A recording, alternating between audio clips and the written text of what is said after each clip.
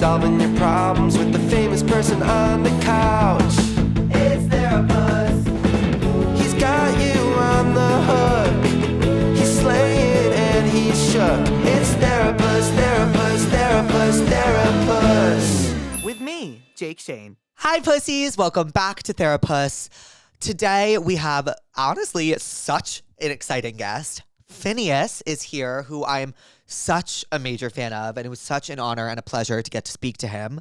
But before we get into that, I just got back from Alex's birthday weekend in Key West. I have never been to Key West, and I also have never been to a Fat Tuesdays, so I did that for the first time as well, and it was fucking awesome. I had no idea Fat Tuesdays existed. I love slushies, so slushies with alcohol at a bar setting with a DJ is just so ideal. But I had such a fun time celebrating Alex. Celebrating her was incredible, and I am dead now, but it was worth it. I am seeing Billy Eilish, and I'm so excited. It's very fitting. I know, very fitting for my episode with Phineas this week. But that reminds me that today's episode is sponsored again by SeatGeek, my fucking queens. Use my code Therapuss10 for 10% off your ticket. Doesn't matter if you've already purchased a ticket with SeatGeek before. There are so many incredible artists on tour and going on tour now, as we all know and love. Role Model is on tour, and I am sure going to see him, so I encourage you guys to do the same. And my dear friend Tate McRae is about to go on her sold-out arena tour, but there are always tickets on SeatGeek. Each ticket is rated on a scale from 1 to 10, 1 being bad and 10 being the best. And there's a red dot and a green dot. Red obviously means bad, and green means the ticket is better or good. So SeatGeek makes it super easy to have a really simple concert or comedy show or Broadway play, live event going experience. Live music and just live events in general are, I think, literally the backbone of happiness in our society. They are really where art comes to life in such a beautiful way and such a fun setting. I loved touring, so I now have a newfound appreciation for it. I always appreciated it, but I really do have a newfound appreciation for it. So yeah, the code is Therapuss10, 10% off, and thank you, SeatGeek, for sponsoring this episode. Without further ado, I present to you Phineas. You have gorgeous eyes. That's so sweet of you. So do you.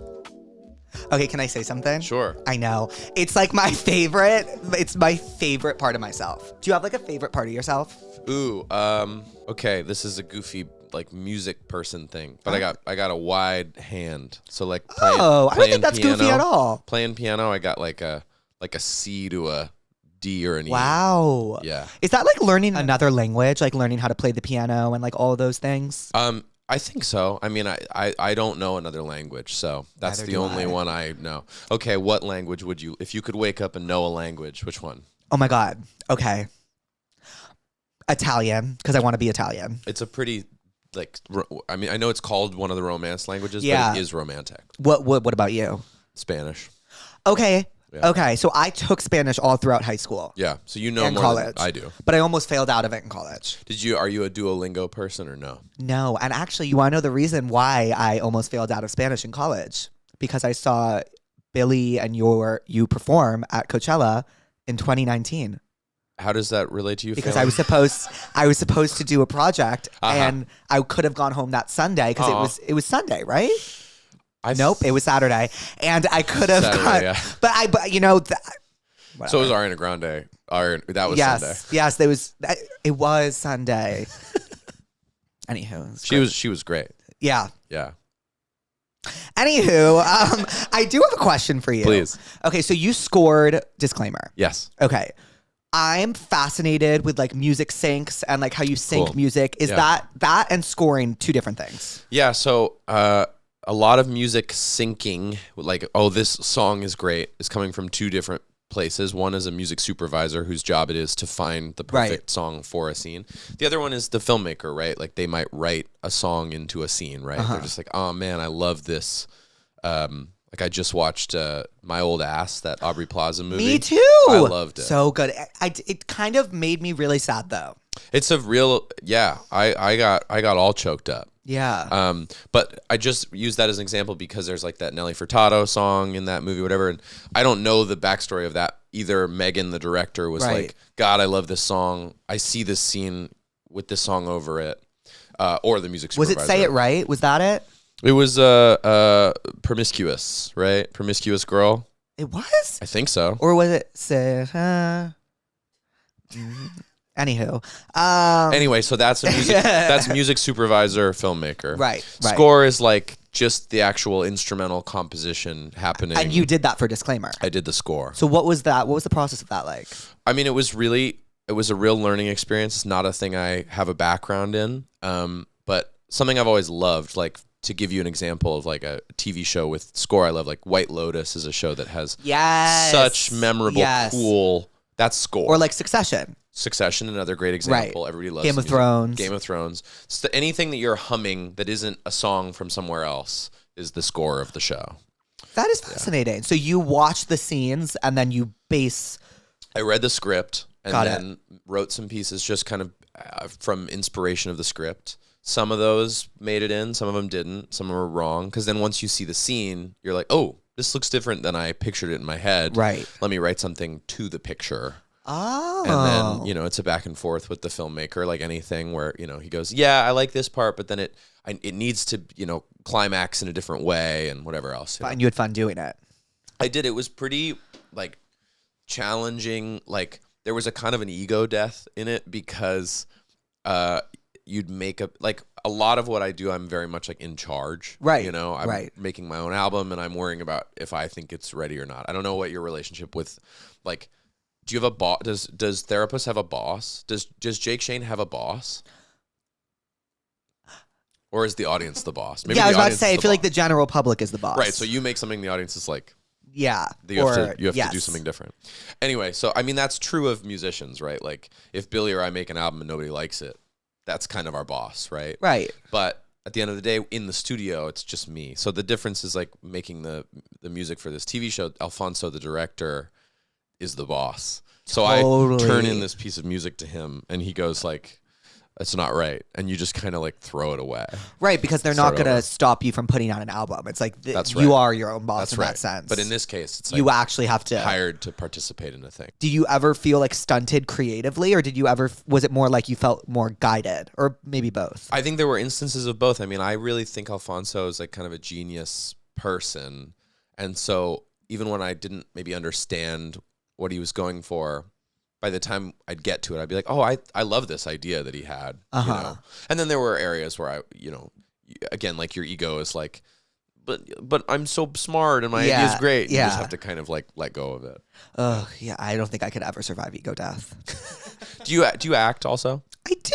How'd you know that? I just asked just now. So I'm trying to. But there you go. That'll be your version of ego death. Is you come in with your great idea about the character and your great delivery, and the director's like, I don't like the energy of that thing. You know what I mean? And you have to not take it personally, right? You have to not go, I'm bad. You have to go like, it's different. It's different than I thought it was. You know? And yeah. And do you see yourself now doing like a lot more scoring in the future, or would you like to? I'd like to do like one at a time every once in a while when it's the right project. Like I think I'm going to do one next year that I, of course, like they'll kill me if I talk about, but I think I found another. Oh, that's incredible. Yeah, it'll be cool. Wait, so like, so for a scorer, is like the dream like a really memorable, like kind of like sonat, like, you know, like with Harry Potter, like oh my God, Game of Thrones, like is that the dream for someone scoring? Like it's what's the word? It's memorable. Yeah,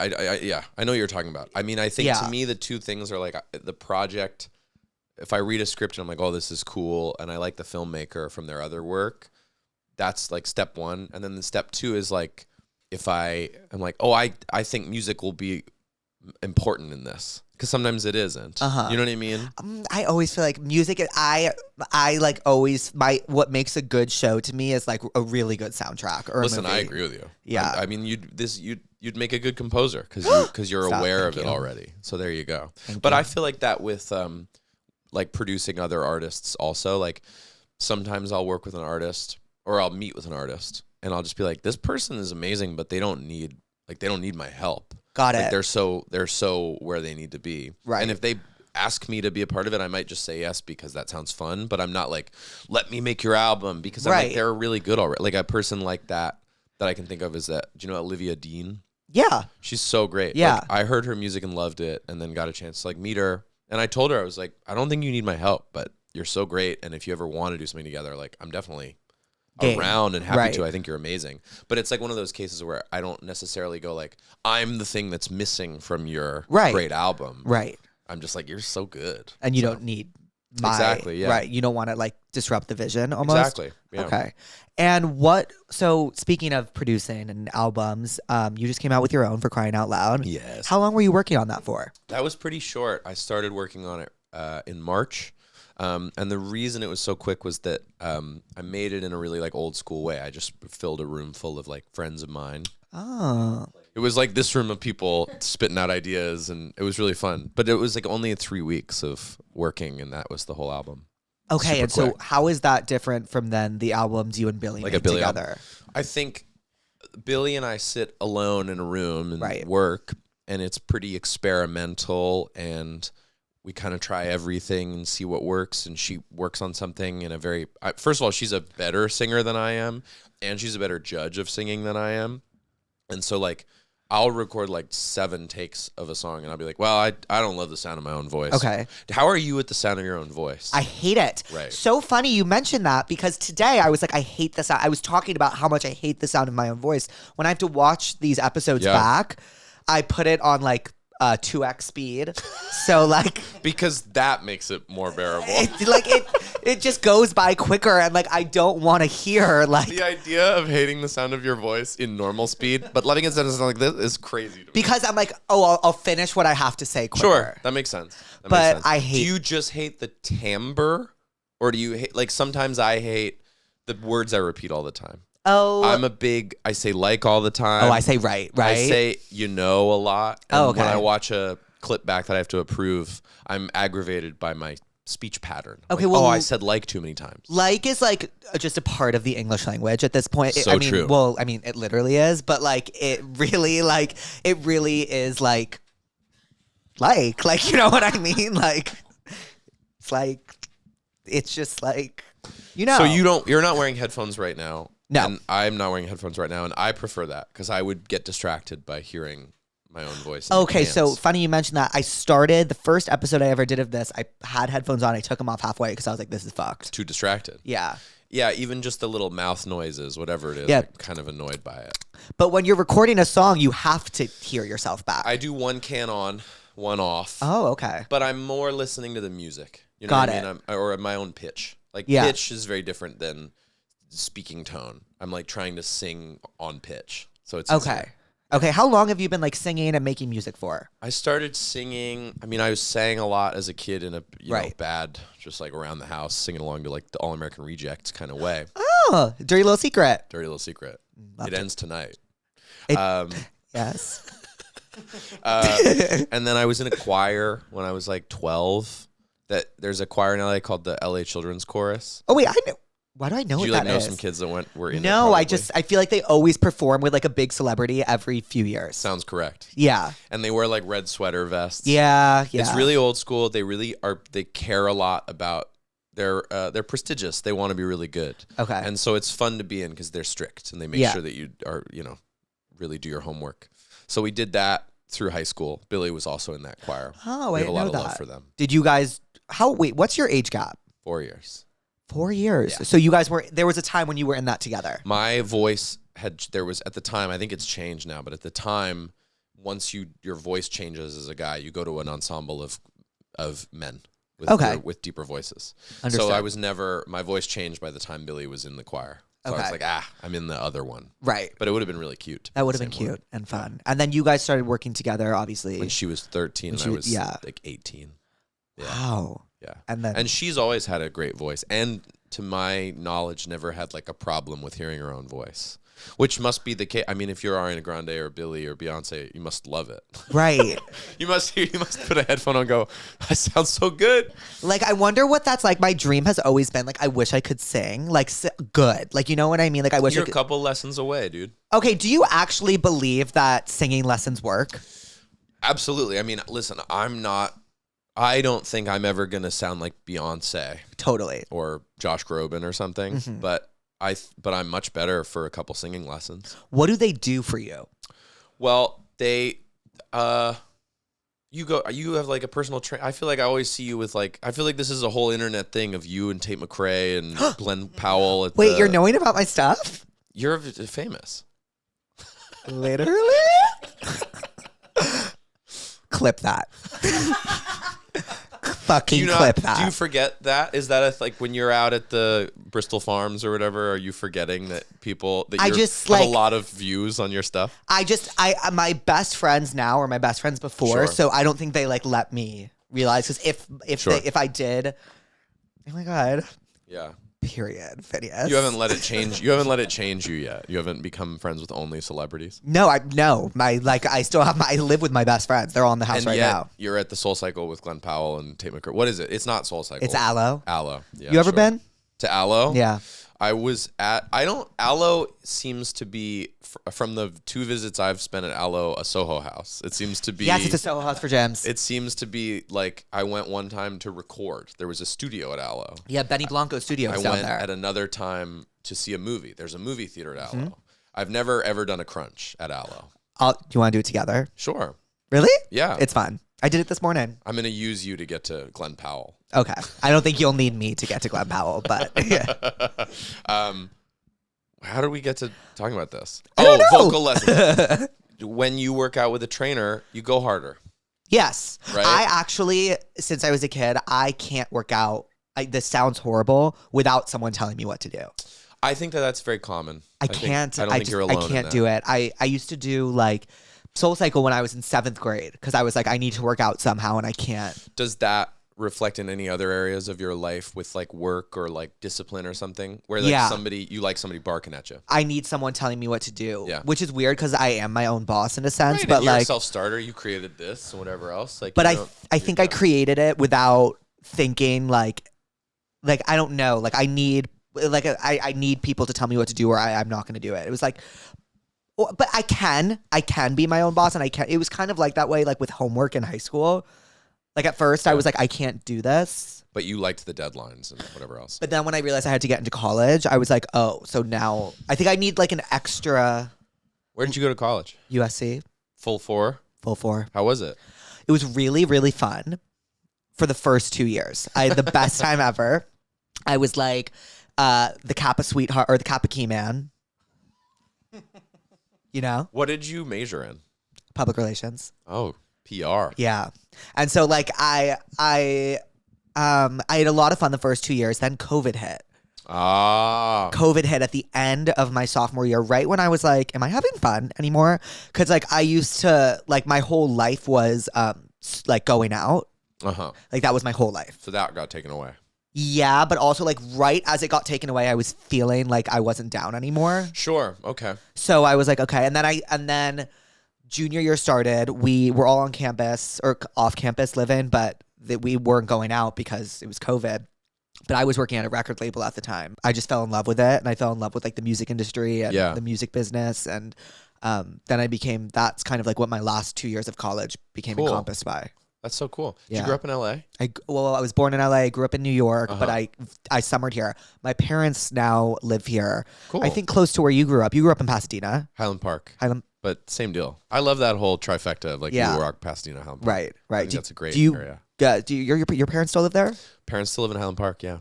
That is a trifecta, right? I wasn't like so far off. No, they're right there. Okay, right. Yeah, they're right next to each other. Pasadena has an Air One now. Pasadena has an Air One. Highland Park has a La Labo. Shut the fuck up. Highland Park has a Jenny's. No way. It has a Mendocino Farms. You like Mendocino Farms? I actually love Mendocino Farms. I don't know why I can't get behind it. Sure. I'm vegetarian, so it's... How long have you been a vegetarian for? My whole life. Your whole life? Since You've never had meat? No. Ever? Yeah. Billy, same? Same. And we know it looks good. We're not like, that looks gross. We just do it because we care about animals. No, 100%. Yeah. You know, I don't think it's all that it's cracked up to be. Meat. Yeah. Sure. Like... When you've never had it, you don't miss it. And like, you don't get the meat sweats. That's true. That's true. You don't, like... No, friends of mine have like after, some form of sushi or some form of like fast food, they have that bad day the next day. I have less of those than my pals. Right. And you must feel, Yeah. I mean, yeah. You know what I had the other day? What? That I fully endorse? I'm part of my TikTok algorithm is the baked potato guys in England. Do you see these? He sees what them. What are they called? Spudman. Spudman. Okay, so it's a food truck in England. It's the most English shit ever. It's a guy with a GoPro. Okay. It's so cold. Everything is like steaming to show you how cold it is, right? Love that. And they're called jacket potatoes, which America, baked potato. Right. That's all they Okay. call it. But because it's England, they're putting baked beans all over their baked potato. They're putting cheese.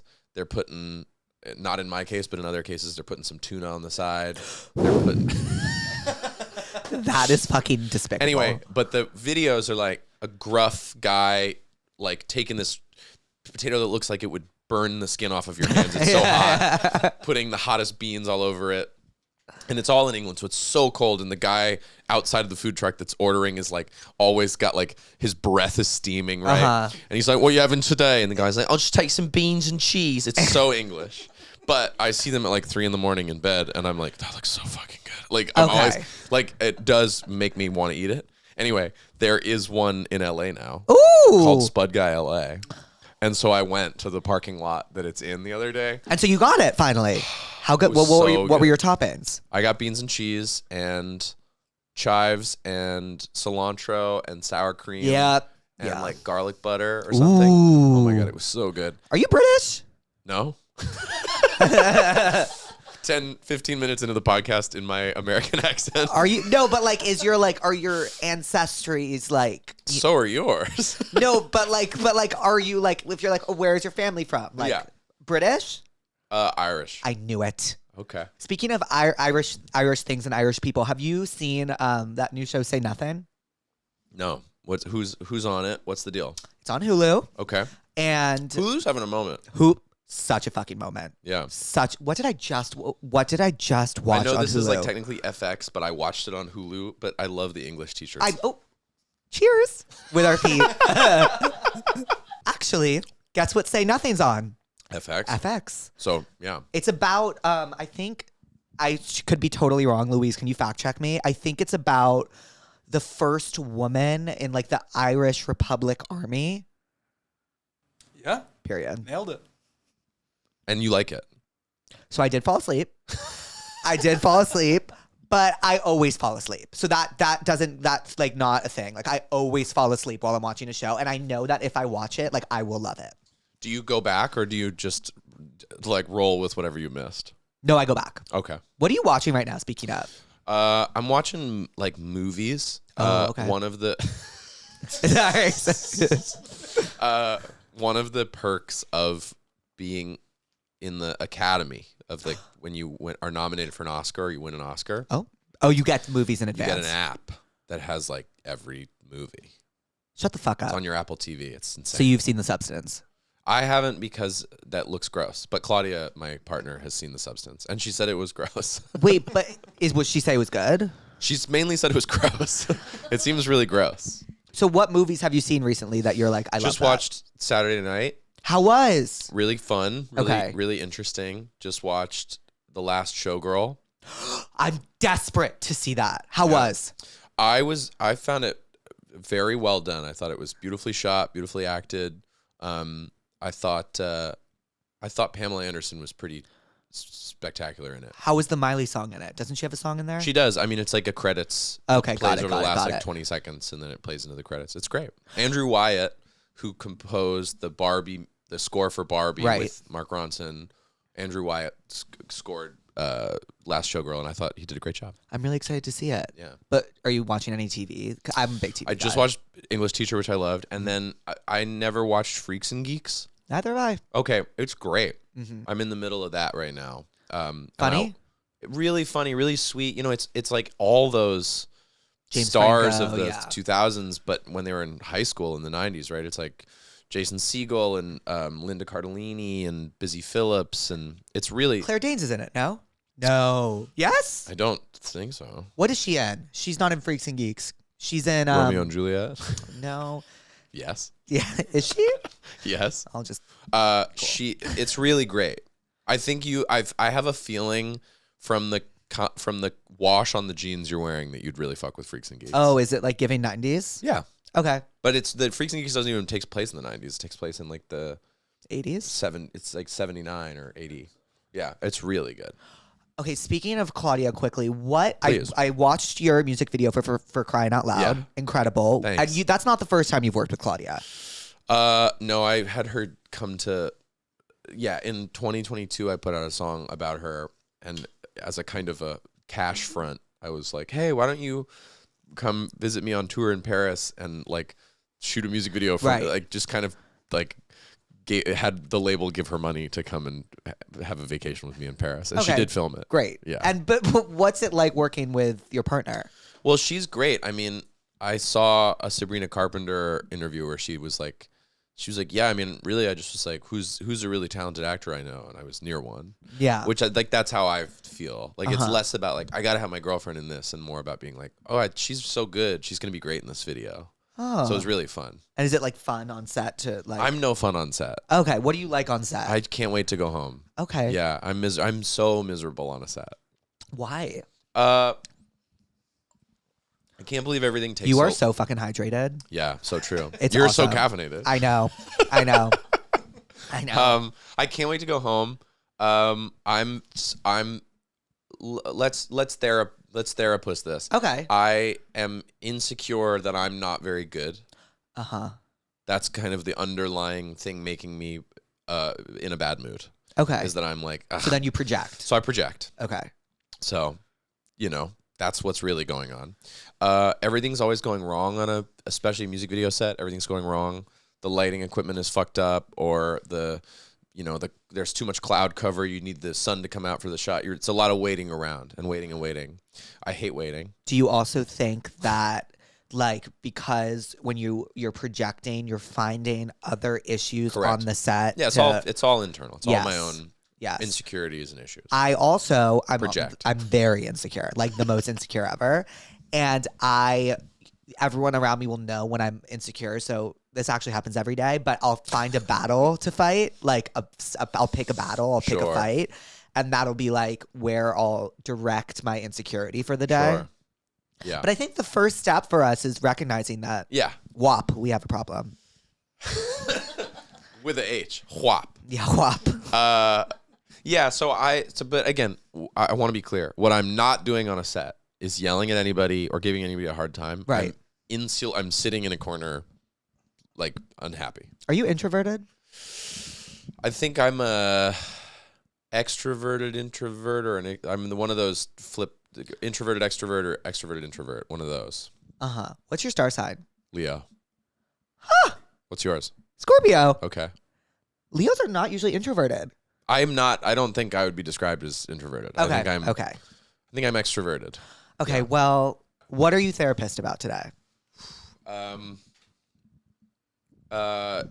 When you have a gathering and somebody brings a +1 that they didn't run by you at all.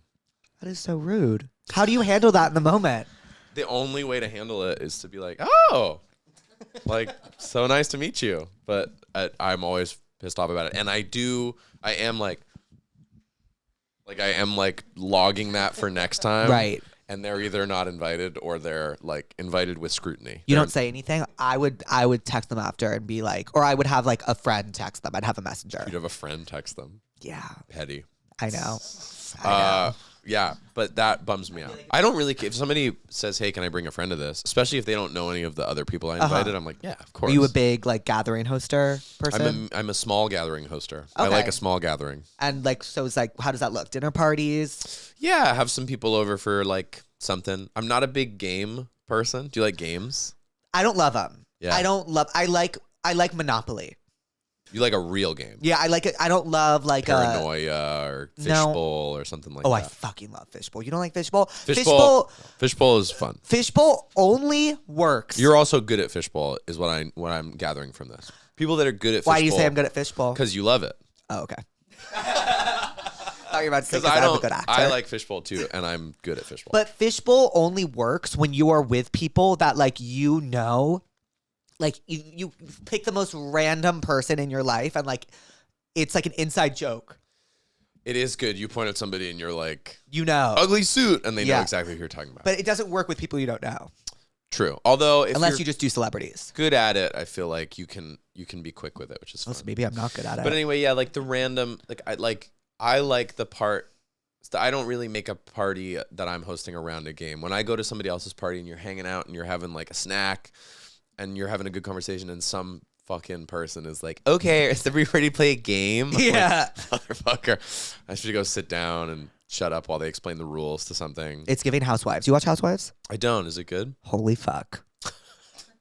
Talk about It's a whole genre. Talk right? about an infamous score. It's not like it's not like one show with one group of people, right? It's like this person, this group of housewives and this group of, right? It's a whole thing. It's like, you watch Marvel? I've seen some So Marvel it's movies. like the Marvel Cinematic Universe for Housewives. Sure. So you have, okay. W. Are you down for me CEO. to explain this to you? Yeah, of You've course. never had this explained to you before. Nobody with so much vim and vigor. Okay, totally. It's on the network Bravo. Right? Okay, I know about Bravo. Like the Supreme. You ever watch American Horror Story Coven? I'm as much as I was once a part of the Ryan Murphy Cinematic Universe, I have not watched the Ryan Cool. Murphy So Cinematic there's like Universe. a Supreme witch. The Supreme of Bravo is Andy Cohen. I was just on Andy Cohen. Okay. And so was some housewife. Which one? I don't remember. I Come don't know. on. She made a blanket. She made like a hoodie or something and gave it to me. She was very sweet.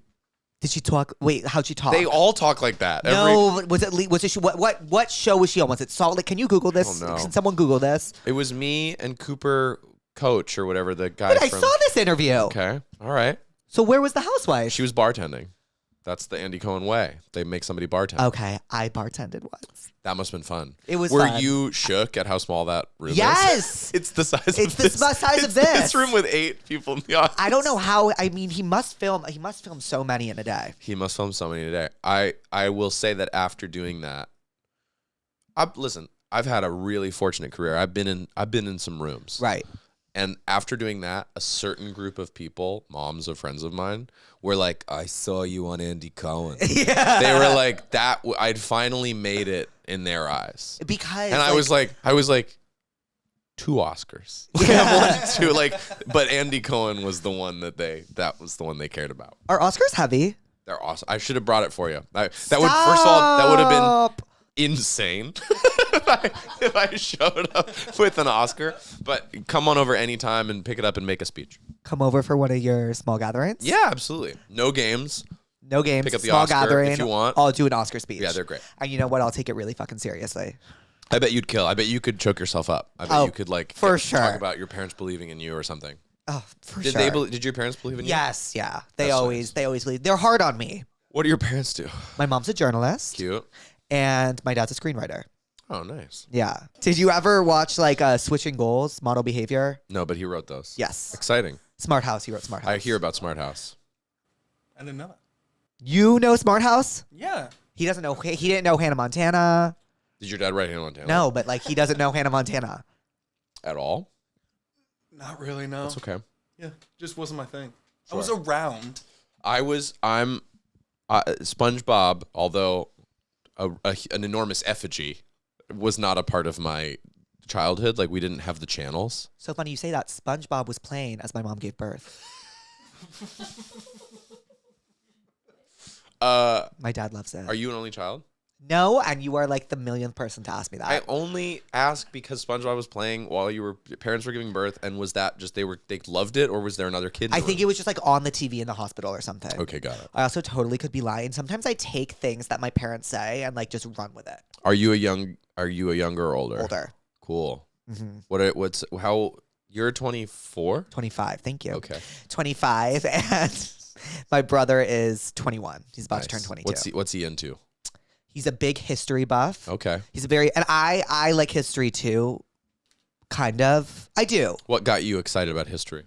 I find history fascinating when it's like a mystery. I love a mystery. Cool. I love like Like unexplained. the Lindbergh baby. Sorry? Drop like a little, like a Bravo scrawl on the back, on the bottom of the. Oh, I didn't even explain to you the Housewives. There we go. I We're still, back I still to would it. like to do it. Please. Okay. Here we go. You have Andy Cohen. So he is in charge of all these different franchises of Housewives, right? So it started off. He's in charge. Yeah, no, he's in charge. Like, He's the boss. actually? He's the boss. Okay. And it started off with the Real Housewives of Orange County, right? That was the first Housewives franchise to ever exist. It became successful. Then there was New York, New Jersey. Then you had Atlanta, Utah. I know there's Utah. Salt Lake. Salt Lake is like the new baby that's like revived the Housewives. Like you can't even fucking imagine what goes down on that fucking show. Someone got arrested by the FBI on camera. Awesome. On camera, and she ran on camera. Like, you're not like, Salt Lake City is the pinnacle of reality television right now. And do you watch reality TV ever? No. I watched Extreme Home Makeover growing up. Okay. Ty Pennington. Loved it. My mom liked Wife Swap. You ever watch Wife Swap? No, I've never seen Wife Swap. Dude. Is that the one where it's like they aren't Christian? Wife Swap was like literally just like the moms would trade families. Yeah, and so they documented aren't it. Christian. You know what I'm talking about? Like, yeah. Wife Swap is an insane premise. That's Do you ever insane. watch Survivor? A little bit. Yeah. You strike me as someone who would love Survivor. Billy likes Survivor a lot. Really? Yeah. Is it that good? I used to watch Endurance as a kid. I've never seen Survivor. Yeah. Oh, But Billy loves it. okay. I can't. Anytime anybody loves something, like I try not to, like, knock it without knowing about it. You're better than me. If I educate myself and think it sucks, I'll knock it all day long. But if Right. I really don't know anything about, like, I don't know anything about the housewife world, so I was like, why would I look down on somebody who loves something that I know nothing about? I'm seriously telling you, like, some of the greatest minds in the world love Housewives. I know that to be true. Rihanna, obsessed with Housewives. Jennifer Lawrence, obsessed with Housewives. It's so good. I mean, the fact that it's real is insane.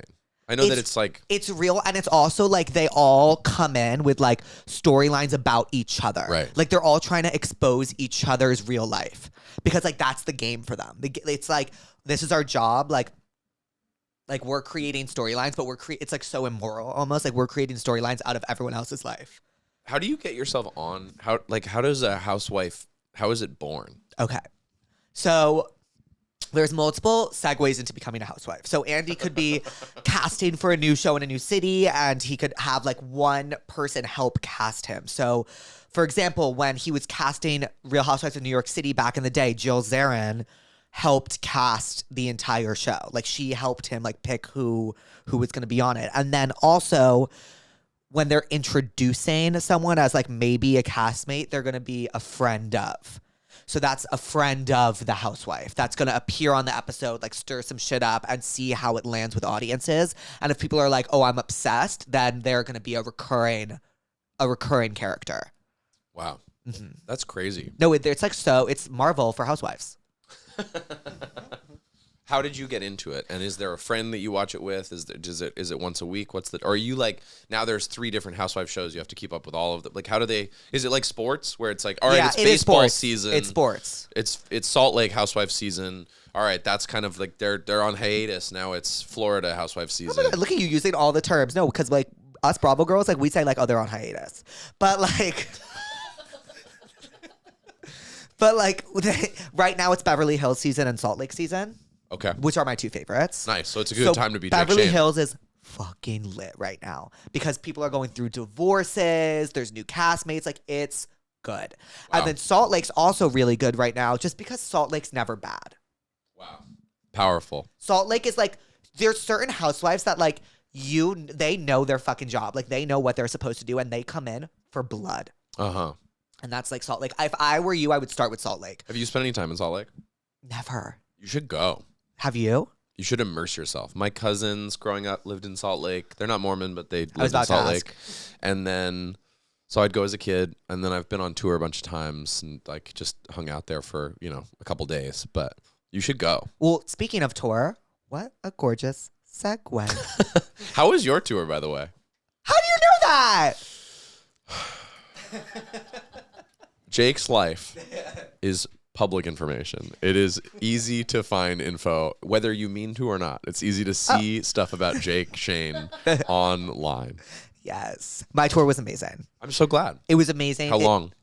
It was 21 cities. That's a lot. It was a lot. And it turned into a very stand-up-y routine. Fun. So that, I think, is my calling. Like Right. that, You're proud of it and you get yeah. big laughs. But I was doing like the stand-up pace. Yeah, You yeah. know, like you're walking, like, like Did you hands do in the interviews pockets. on stage or no? Occasionally. Got it. Occasionally. But it was like just you and questions from the audience. Well, so we have this thing on the screen that says "Tell me what's wrong," and audience members scan and they tell us what's wrong. That's cute. And then it's a crowd. That's like my crowd work section. So I'll go back and forth, and I do like no phones for that, so people can stand up if they like have something crazy to say, and like we'll go back and forth about it. Were any cities' audiences particularly rowdy? Were there Yeah. any that got out of control?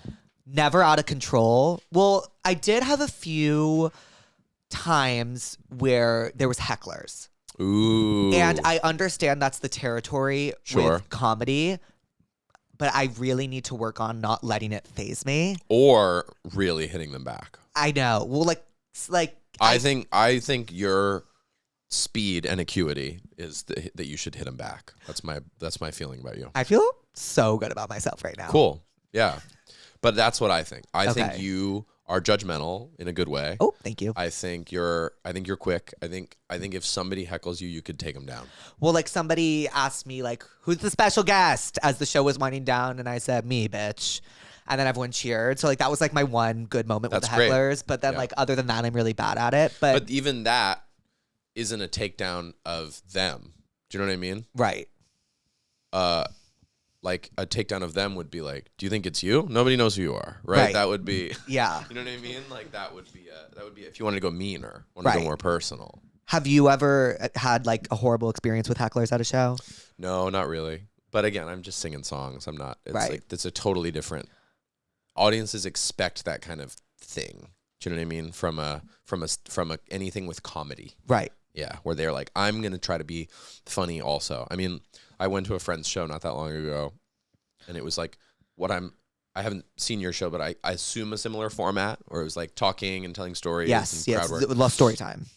And sometimes the audience would have the floor, and I was very struck by like how much funnier most people think they are than they are. Right. You know what I mean? They'd tell a story, and you'd feel the rest of the audience like lost. Like they'd be like, But you know. then it's the comedian's job on there to make be like, it all funny. right, yeah. So like some stuff I learned on the tour was like when someone is speaking to you, you have to repeat everything so that they they said, but can you have all to hear it. But not only do you have to repeat it, you have to repeat it with like a certain comedic tone, Right, so that funnier. like so Yeah. that it's interesting. Nice. But yeah, I Damn, love so this went super well for it. you. Went super Learned a well. bunch. We're routing for next Europe. next year. We are. I think That's we're doing. awesome. I think we're doing a few dates in what Cologne. UK, UK. That'd be so fun. Ireland. Hey. How long was?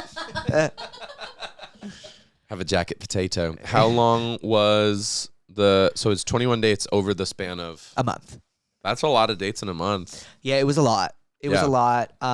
It was a lot. It was really, really fun though. Are you excited for your tour? I'm super excited. I mean, I'm like, I always have like so much fun on tour, and I get sick at some point, and I get so tired at some point. So Right. those are the three things. I'm like preparing for all three of those things. Are you bussing?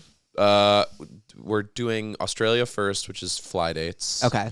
Because you have to fly around Australia. It's too big. Yeah, it's huge. It's And huge. then we're doing bus in America, probably bus in Europe. So I a heard lot the of buses in Europe are like double double-decker. Yeah. They're awesome. Why are they so big there? Why are they so popular? No, like why are the buses so like physically big there? They're barely bigger. They just are formatted to be double-decker. Interesting. Yeah. The coolest part of a double-decker bus is that there's a lounge above the driver. So you have like a front window. Oh, how Which is cool. really So you beautiful. can watch. So you can, because the only other way you could do that is like to peek in with the driver and interrupt whatever they're doing, Right. a podcast where they're listening to. Yeah. So this is like you're upstairs and there's a whole little lounge to sit down in and look at the road in front of you. It's very sweet. Oh, wow. And driving through Europe is prettier than driving through the United States. of course. Always. Always. Unless you're like driving by the Grand Canyon or something. Are you excited for tour? Are you anxious? Yeah, I'm super excited. I'm not a great traveler. Okay, neither am I. But why Yeah. are you? I don't know. I'm very temperamental. Like, I feel like first of all, I break out constantly from anything. I break out Okay. from like, I wake up half an hour too early. I break out. Right. But so like flying always breaks me out, makes me feel bad. I'm bad with jet lag. But other than those things, and I like routine. I like, the same goofy coffee shop every day. Always. So Always. that kind of like being in a city where I'm like, on an app trying to find something. A salad. Exactly. Yeah. So I've now toured the parts of the world so many times that I have like places I like. So that makes it better. Like in Australia, I have like a place I like to eat and get coffee, like all the places. Right. So that makes me kind of like, I'm more familiar with it. Right. But going to new places gives me anxiety. And how is not touring? This is your first time not touring with Billy. Yeah. And how's that been? It's been very bittersweet. I mean, I only decided to do it because I knew that I couldn't be in two places at once. Right, I was like, I can't do my own tours and do her tours at the same time. And I don't want to prevent her from touring as much as she wants to tour. And then the sweet part has just been like, I've seen the show a few times and it's amazing. Like, I just think her show is like incredible.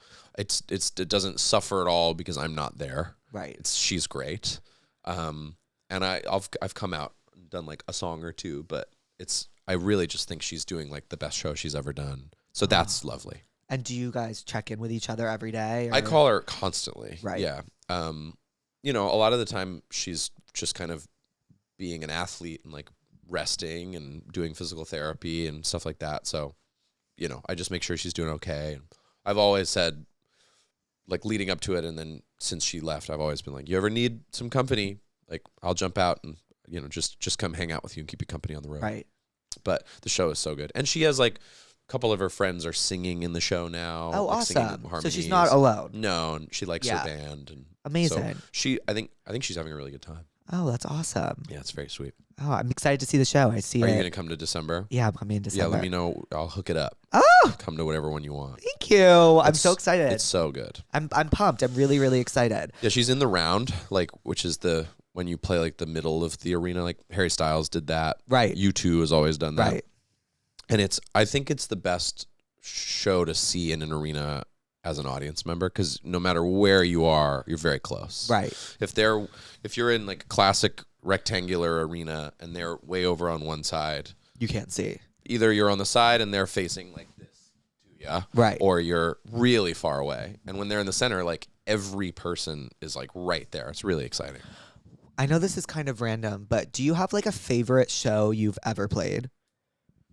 Great question. The two kinds of shows that I find are memorable, I don't know if this relates to your experience touring or not, but the two that are memorable are like really unusual or really bad.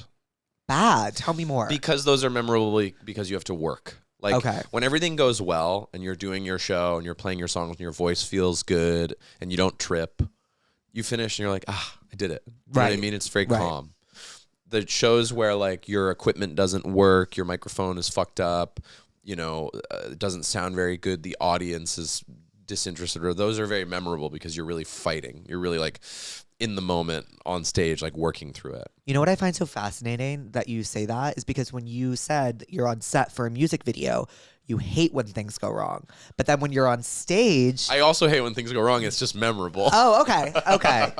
Yeah, you just remember it because you're working so hard. Right. But so like, for example, like one show that's very memorable that I ended up loving was we played Red Rocks with Billy, which is that beautiful venue in Colorado. But it was like raining a little bit, so our stage was really slippery and you could see like lightning a couple times, and oftentimes they won't even let you play when it's raining outside because they don't want the audience to get struck by lightning. But I guess it was far enough away that it wasn't a big deal or something. You know what I mean? Like they always tell you like, okay, we're waiting 20 minutes. Okay, you can go on. Yeah. But that was a very memorable show, but partially because it was kind of stressful and intense. You love being on stage? Or no? Yeah. Yeah. I definitely am like, I'm definitely like working up there. Yeah. I'm not in like a flow state. I think, What about you? I love it. Oh, that's great. I love it. I would say like my favorite shows are the ones where I feel like, usually it's the show that I would never expect to be like memorable and fun. Like we were in Toronto. Always great. Oh, and I had gone out the night before for I made a thing, like I drank on stage. It was like part of my bit, but like I never partied. I just didn't party on tour, and I partied the night before hard. Like, and I was so dead, and I got up on stage, and the crowd like revived me, and That's the best. and it was like and I went completely off script, off book, which changed the rest of my entire tour and doubled my set length. So like it was just amazing. I love being on stage, except I hate when when a joke misses. Bad feeling. Oh my God. Like it makes me want to crawl inside of my own skin. But my saving grace that I usually pull is I acknowledge that it missed, Sure. because like self-deprecation's key. Right. And that's, Do you go do like open mics or comedy store Never. sets or anything? Does Never. that appeal to you or no? it appeals. I'm too scared. I'm really, really anxious. I don't think I could do it. It seems really hard. Yeah. You know who's so good at that? You know Marcelo Hernandez? Yeah, very funny. He is like comedy's brightest star. He's really good. Have you seen him do a stand-up set? I've seen him do stand-up sets online, but not. Like, Oh, I you haven't been. gotta to go them, so- see him. Yeah. Your life, he could just stand up there for 3 hours. Just so funny. Yeah. And Yeah. like I do need like certain stories that I know I'm gonna tell. But I think as time goes on and I collect stories, like I'll feel more comfortable just pulling and pulling and pulling and pulling. I mean, seeing good stand-up is like one of the most fun things to see, and seeing bad stand-up is excruciating. It's excruciating. You almost always see both if you got to see comedy. It's crazy. Yeah, because You- there's this, like, somebody on the night is bombing and somebody's unbelievable, and you see both. It's Yeah. very crazy. Do you have a favorite stand-up comedian? Julio Torres, Oh, really funny. okay. Oh my gosh, crazy, weird, funny, I'll check it out. creative. Yeah, You know who else I love? Do you watch Hacks? yeah. That's my favorite show. Hannah getting- Eyebinder is fantastic. That show is getting better and better. Yeah. Like the first season was really good, and then the second season was like way better. Have you seen the third? I have seen half of the third. Oh, but even better. My fucking God. The finale of the third, Louise, back me up here, will change your fucking life. It's really a good show. You want to get into the Tell Me What's Wrongs? Please, Okay. You know about the Tell Me What's Wrongs? I've seen this, but Okay. why don't you explain it the to me so I pussies really write know? in, Sure. and they tell us like, How did this whole pussy thing begin? well, I know you don't eat meat or seafood, but Okay. I eat octopus. Okay. I know it feels like cannibalism now. It's kind of become this like separate thing for me, but What does that mean? like it's like become like less about eating them and more about appreciating them. I think. Okay. Like I think that's what it's becoming. So is eating them part of appreciating them? What?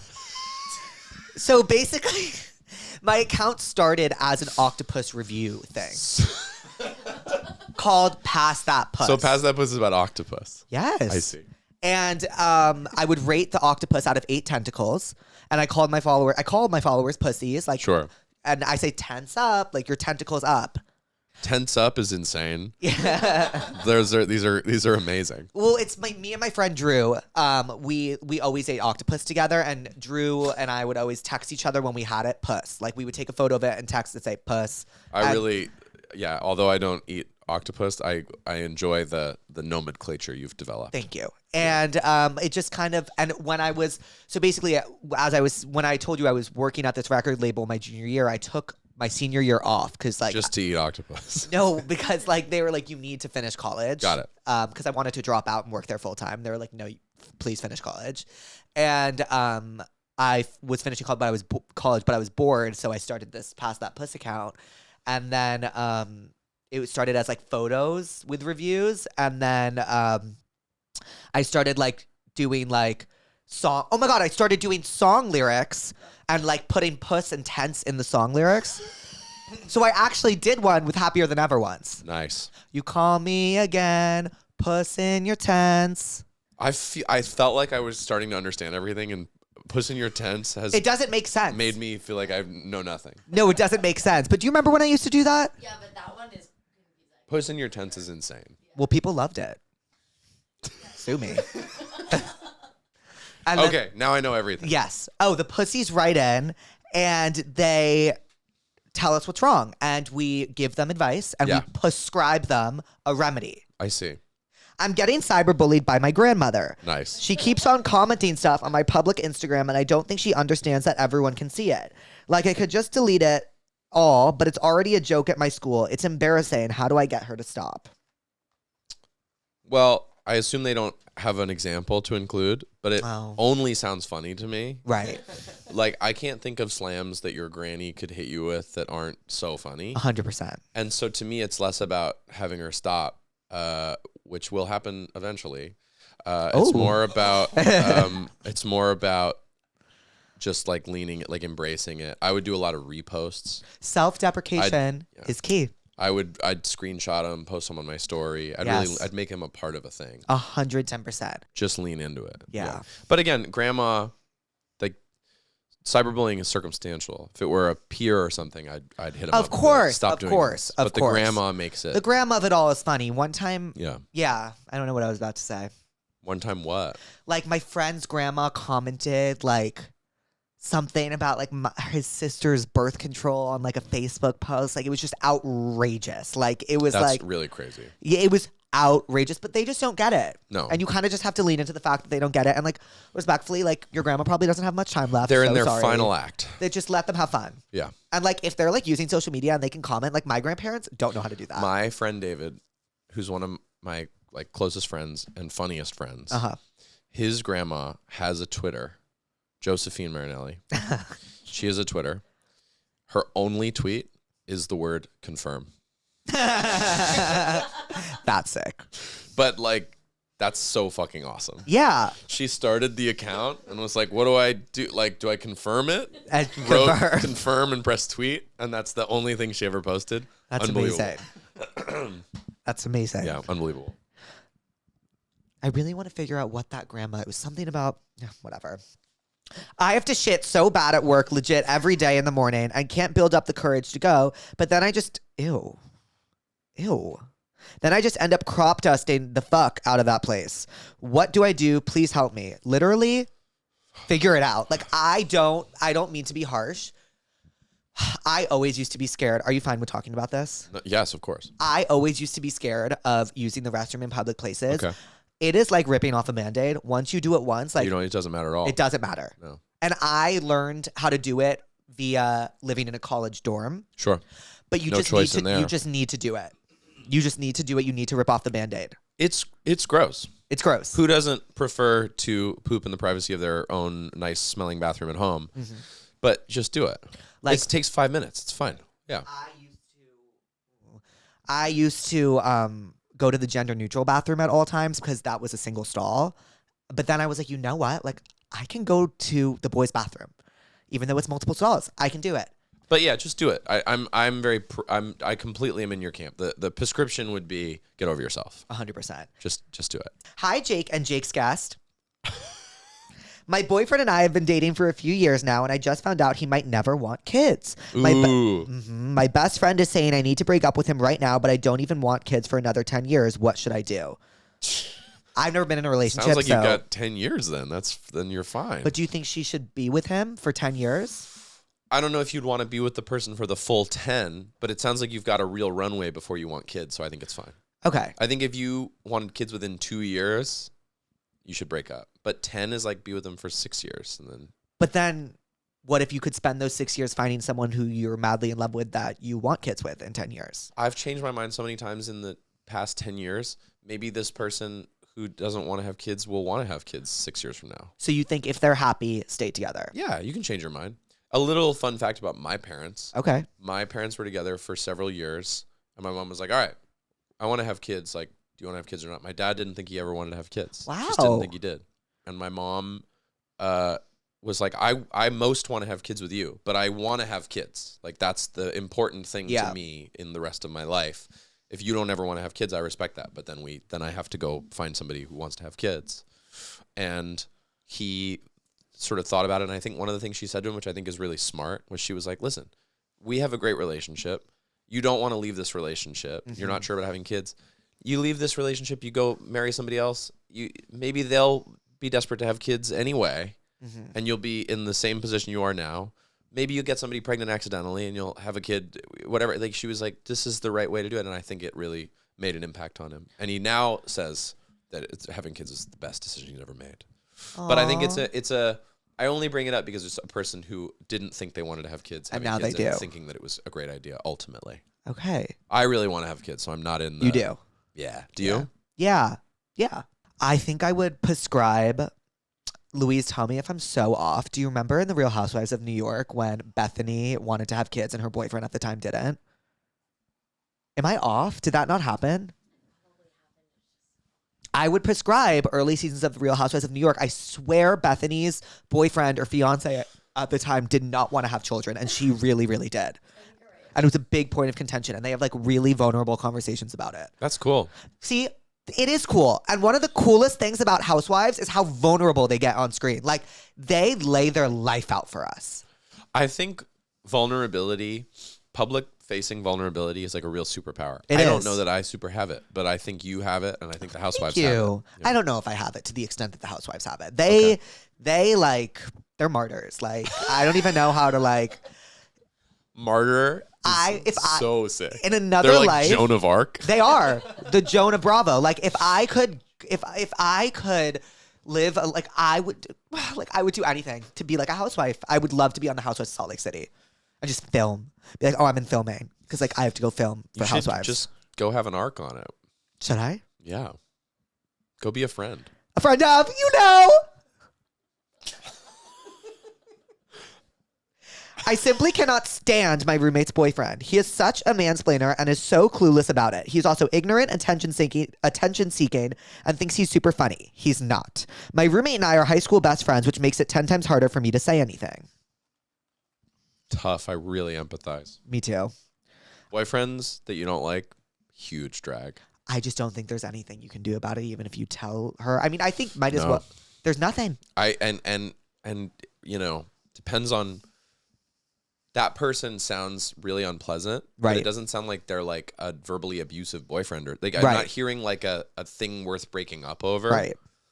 I don't know if there's anything you can say Like, because it's all gonna come off as just like super judgmental. and like they're not going to listen to you. Yeah, if you have a friend who's got a partner that is mistreating them, I think you should at least at some point be Say like, something. I don't think that's okay treatment. Right. But if you're just like I don't think they're funny, I hate the way they mansplain, you know what I mean? That's tough. Like, I have the perfect prescription for this. You ever see Girls on HBO? I did. Amazing show. Literally my favorite show of all time. But when Marnie is in that marriage with whatever his name is, like no one's pulling her out of that marriage but Marnie. The only reason she gets out of that marriage is because she has this like self-realization moment when she sees her ex in the literal best episode of Girls of all time and is like, I'm over this. Like, people need to figure out they're over a relationship themselves. No external factor is ever gonna, in my mind, gonna help them do that. I think what I would do. This is my prescription. Mhm. I think if you can, as the friend, without ever being mean or making the person, I think if you let your actions reflect that you'd prefer to just be with your friend and not be around their boyfriend. You know, Right. I think that subliminally does impact. You know what I mean? Yes, Like yes. when like I've been in a relationship with Claudia for like 6 years, and like I'm pretty aware that like my friends really like Claudia. Yeah. You know what I mean? And they like I have friends that are girls that hang out with Claudia separately from, you know what I mean? There's a kind of a like, oh, I know that they get along. This person has like a high approval rating in my Right. life. And I've had girlfriends in my life that have a low approval rating, or where I love them, but the people around me are like, And then has that it's outside what- perception I think affected as the you? relationship goes on, it is in the back of your mind of like, Okay. I don't think my friends like this. My friends who I trust and love are not crazy about this person I'm dating. Do you know what I mean? Like, Yeah. I think if you're the roommate from college or high school or whatever that this example is, you don't have to verbally say, I don't fuck with your boyfriend. But I Yes. think if your actions are like, hey, maybe you and your boyfriend shouldn't, like, I really loved living with you, but you and you know what I mean? If you kind of reflect that you're like not crazy about them, I think that that's impactful. Or I think if you start standing your ground when he's like pissing you off. Yeah, if you argue with their boyfriend, that's also sick. Yeah, I would do that. I like that too. I like that. Okay, 'cause then prescription is argue with the person's boyfriend. Like, all right, how do I submit one? you go to passthatpuss.com Uh-huh. and you click tell me what's wrong Okay. and you submit a tell me what's wrong. I like the idea of you being like, this one's from Phineas, Yeah. like the most recognizable name. But you'll text me. You text me. I'm sure we'll. And I'll get it in. Yeah. I'll be like, okay, yeah. Yeah, and I'll read it. Okay, great. Phineas, what did we learn today? I learned so much about the origin of all of the puss nomenclature in your life. I learned about your college experience. I learned about what your parents do for a living. I learned about your brother being a history buff. I learned that you summered in Los Angeles and grew up in New York. Does anyone ever tell you you're an excellent listener? Yes, all the time. Okay, you're an excellent listener. Yeah, I in fact think that that's in some ways my whole career is predicated on listening. I was about to say. I think the real cornerstone of like my success is that I sit around and like listen to people. Wow. Yeah, You I mean were that's an like being a incredible producer, listener. songwriter is just like asking questions in a way that isn't invasive and letting people tell you about themselves, feel comfortable sharing, and then knowing enough to write with them. I think that's like the whole career. I get. It's kind of like a therapist. Or a Therapuss. And with that, Phineas, I'll let you go. Pussies, thank you for what? How do I end these things usually? Like, why am I like brain farting right now? Thank you for coming to Therapuss. This was a pleasure. Nice to meet you, Jake. Nice to meet you. We'll have a. We've been in the same rooms, but we've never spoken. We've never spoken, but now when I see you, I'm gonna say. By the way, same rooms but never spoken. We haven't been at like a dinner table. We've No, been at like yeah. an event with 500 people. Yes. And I've seen Jake and been like, oh, I recognize Jake, but you know what I mean? Okay. Well, You're busy. You're ensconced. Jake has his publicist. Jake has his friend. He's got Glenn Powell. He's roaming around. okay. Feel like you are busy. Yes. You want to give a little bye, pussies? Bye, pussies. Bye, pussies. He's got you on the hook. He's slaying and he's shook. It's Therapuss, Therapuss, Therapuss, Therapuss.